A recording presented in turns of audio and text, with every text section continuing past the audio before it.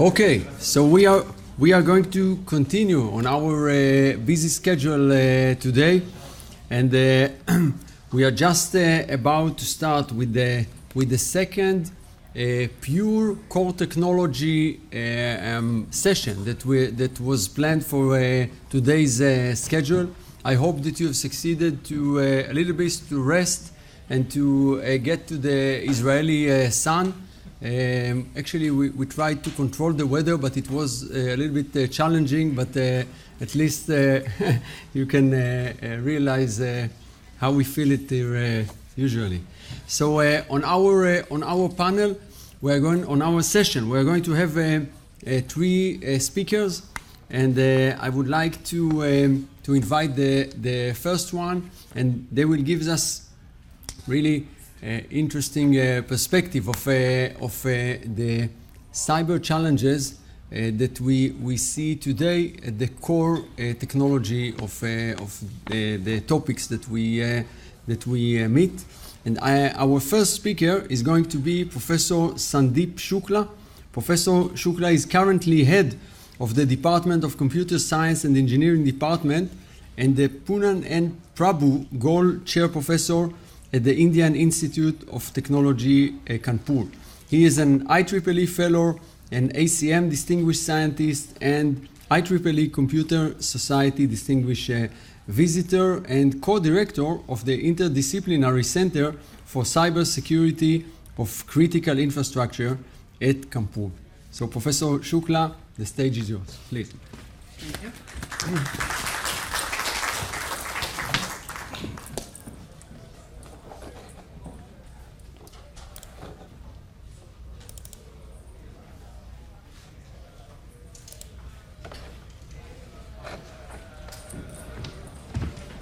I'm going to put my timer on. All right, can you hear me?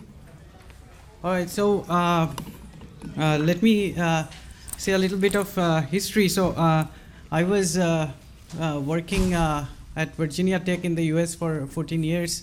And then in 2015, I arrived back home in India to work at the Indian Institute of Technology. And then I started looking at the situation on the ground in India in terms of defending our critical infrastructures, power system, and manufacturing system, and so on. And we are actually being sold nuclear reactors by various companies in the US and various Russia and France. And we are very worried about their cybersecurity as well. Now, while doing that, we realized that there was no test bed for supervisory control and data acquisition system in India, which would actually allow us to do realistic experiments on looking at the cybersecurity of various equipments and software that goes into such systems, and they're deployed all over the places.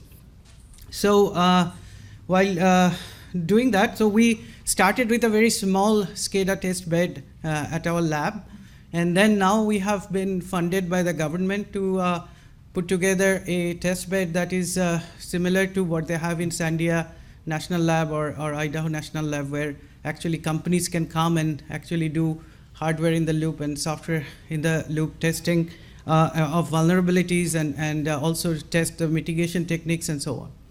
So, so number of cyber crimes in India is skyrocketing, and this is a little bit old data. Since last year, since we have become demonetized and digitized, our cybercrime rates have increased substantially. But this has been a phenomenon all over the world, and India is not immune to that. So government websites get hacked, various company websites get hacked, and so on. And then state government websites get replaced by something with various kinds of messages. Now, as I understand from the news, and I haven't gotten any kind of confirmation from here, is that in 2016, December or so, or January last year, Israel power grid also was hacked, but it was not the actual power grid, so there was no blackout. Ukraine suffered this massively first here in 2015 December in the middle of the winter, black energy malware. But next year, this year, actually beginning of this year, they got hacked again, and this time it was actually ransomware that encrypted their firmware. And fortunately, they learned from the lessons from the last year, so they had very good backup. And so it was only an hour of blackout that they had to suffer. They could very quickly flush all the devices and reinstall and so on. Television networks get hacked. German steel plant 2014 December got hacked and equipments got damaged.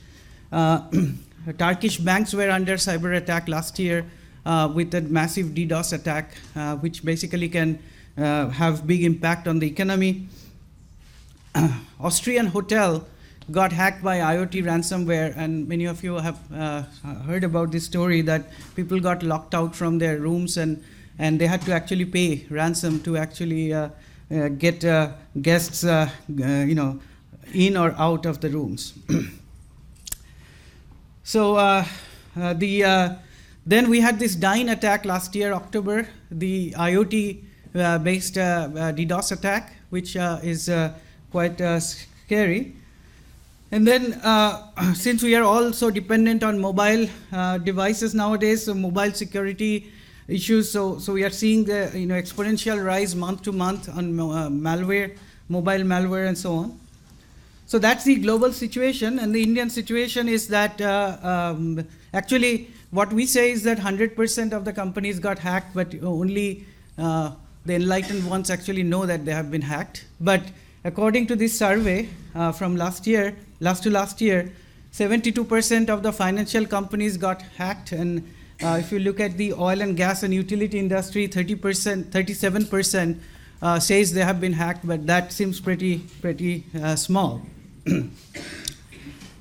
So our contention is that we'll be hacked. We are already hacked most of the time. We have put honeypots in our institute, and we see about 300,000 attacks per day. So and we are not critical infrastructure.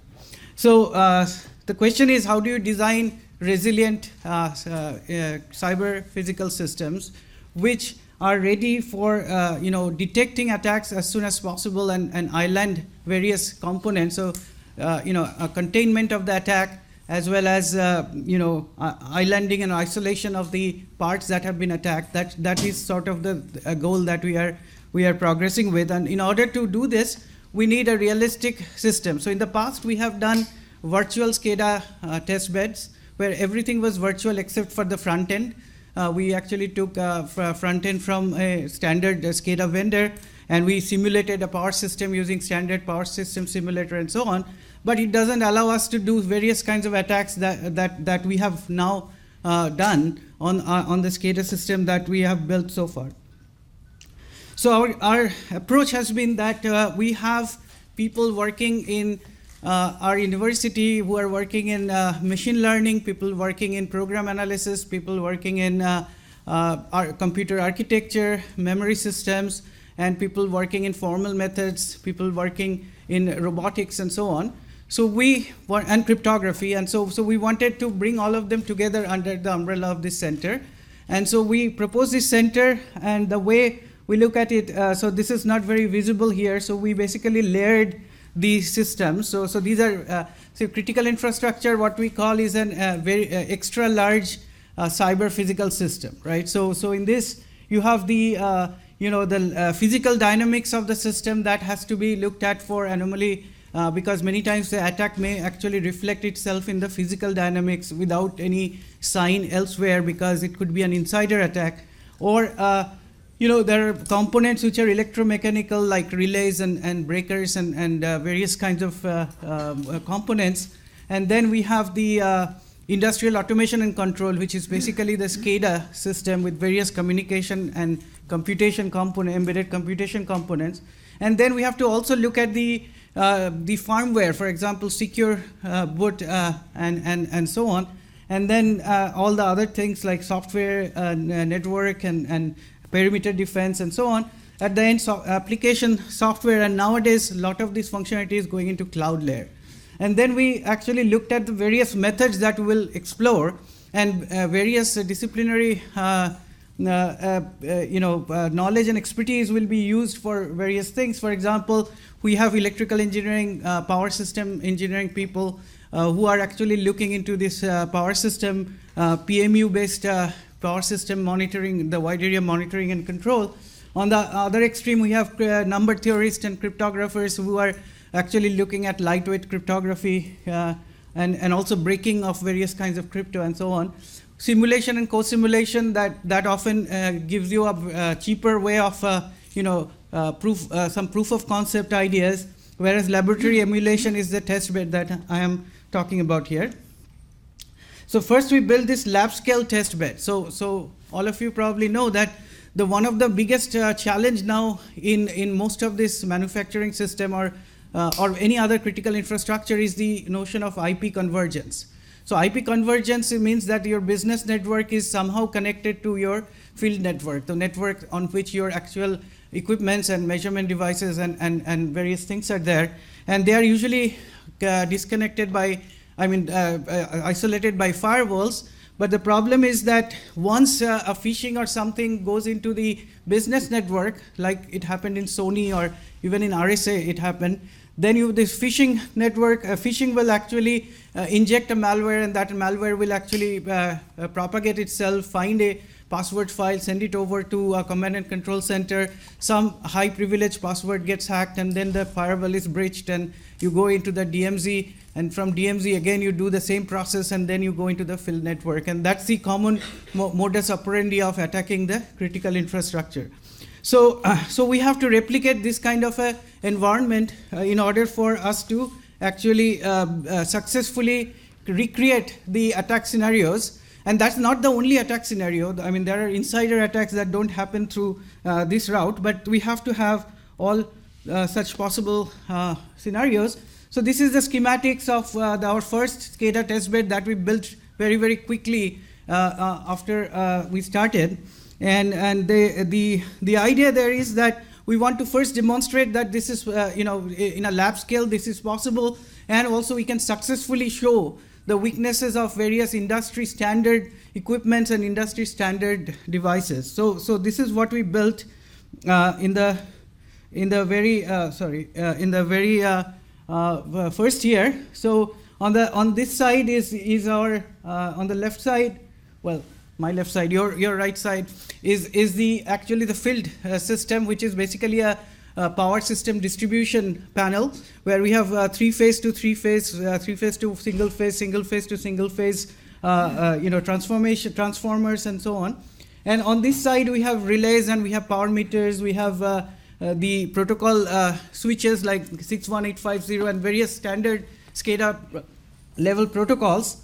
And then we have the data collected there, and these things actually come through various types of protocols like 61850 in some cases, in some cases 104, in some cases it's just plain Modbus, TCP, and so on. And so we have the capability now to attack from various angles. So the idea here is that an industrial automation pyramid, which basically says that at the bottom level you have the field instruments and the devices, then you have the programmable logic controllers, the RTUs, the remote terminal units, and relays and various other IEDs, and then you have the SCADA layer, which is the supervisory control layer, and then you have the other layer, which is more like interest of the business, like reporting and so on. So what we have produced here is that so the level 0 here is our PLC and various meters and GPS time sync unit and the relays and so on.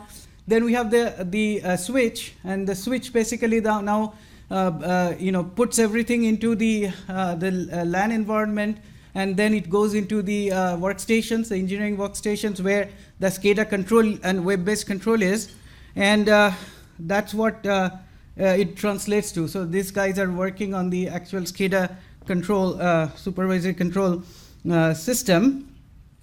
So what kind of attacks we have found so far, right?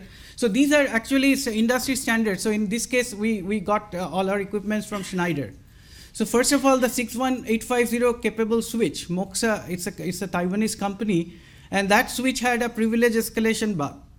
So what that means is that anybody can become the administrator of that switch and can inject data and do various things. And that way, so we have been able to do the false data injection and make wrong decisions at the SCADA level.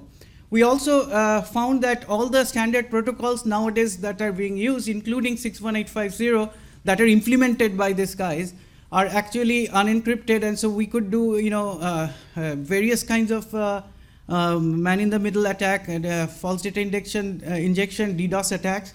We could do ARP poisoning. We could do and use that for DDoS and making the SCADA think about the configuration wrongly and so on. So we are able to show all these things, and we are reporting to the CERT of the country, but they are not doing very anything about that. But that's a different story. But now we got this money for actually building this large-scale system. So that will take about a year to actually build. This large-scale system will actually have generation, transmission, and distribution. What I showed you is only transmission, and then it will also have manufacturing automation, so process automation as well as discrete automation. So this would be like a two-zone system where we'll have solar and diesel generators on both sides, and then we'll have a power transmission with a high-tech sink, and then we'll have the loads of various kinds. There will be a home automation with a residential infrastructure. So we just started planning the new building where these things will be put in. So since I don't have a whole lot of time, I'll skip the details of each of the zones. But this is what this thing would look like. So you have this multiple control centers for the various zones in order to emulate a real utility. And then we'll have multiple substations. The substations will connect the 11 kV transmission lines. And the process automation test bed and discrete automation test bed will be connected as the load centers for both sides. So the various attacks that we have been, I already told you about the various attacks the students have been doing, and they're having a lot of fun doing this. And but it is also quite scary that these switches and these kind of devices are all over the critical infrastructure in the country. And then after November 8 demonetization, the government has been pushing the financial digital financial transactions for everybody. They have this other based transaction, which is a disaster. But all these things pushed us. We got calls from banks to actually give talks on the mobile banking security, and we didn't know anything about it at that time. So we said, you didn't invest in any kind of research in this, and now you want us to tell you how to do this and so on.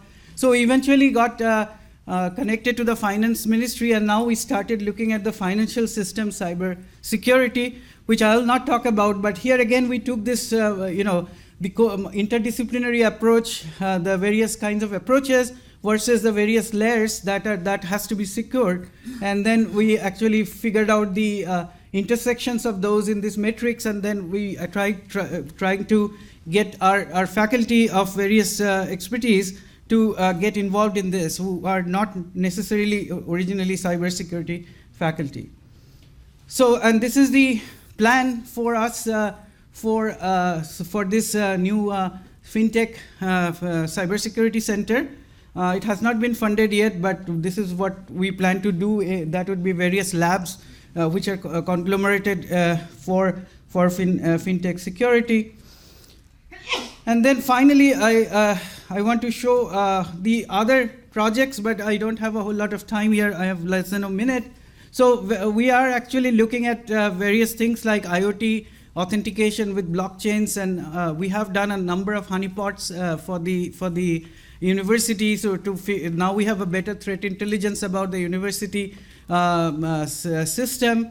We are working on various methods for code replacement attacks, malware analysis, very similar to what the first talk this morning we have done for P32 binaries. Of course, not with Singleton family and so on. So we have a lot of things going on, and we have multiple different collaborations. And so we have an MOU with ICRC here, and Professor Auerbach will be visiting us soon. And we have a couple of industry collaborators, including the Bombay Stock Exchange, that's the trading house. So we are doing a lot of stuff. We will have a test bed that is very unparalleled in India, and we have been partnering with top places around the country and the world. And so we are trying to make a difference in the cybersecurity posture of the country.